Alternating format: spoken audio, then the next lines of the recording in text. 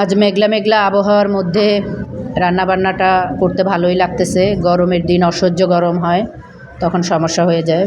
তা আজকে রান্নার জন্য আমি কড়াইয়ের মধ্যে একটি পেঁয়াজ ভাজি করে নিলাম, আদা রসুন দিয়ে দিলাম, একটু জিরা বাটা, মরিচের গুঁড়ো, লবণের গুঁড়ো, তারপর হলুদ।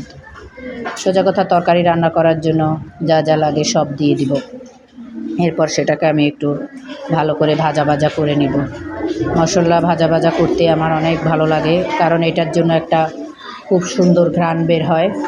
এরপর আমি চিংড়ি মাছটা দিয়ে দিব। চিংড়ি মাছটা কষানোর জন্য একটু লাড়াচাড়া করে নিব।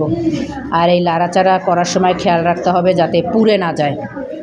এরপরে আমি এর মধ্যে কেটে রাখা বেগুন আলু দিয়ে দিব। তার মানে আজকে রান্নাটা আপনারা নিশ্চয়ই আন্দাজ করতে পারছেন, বেগুন আলুর ঝোল। বেগুনটা এতটা কচি ছিল যে আমি একটু লম্বা লম্বা করে কেটে নিয়েছি। এভাবে বেগুন রান্না করলে খেতে অসাধারণ হয়।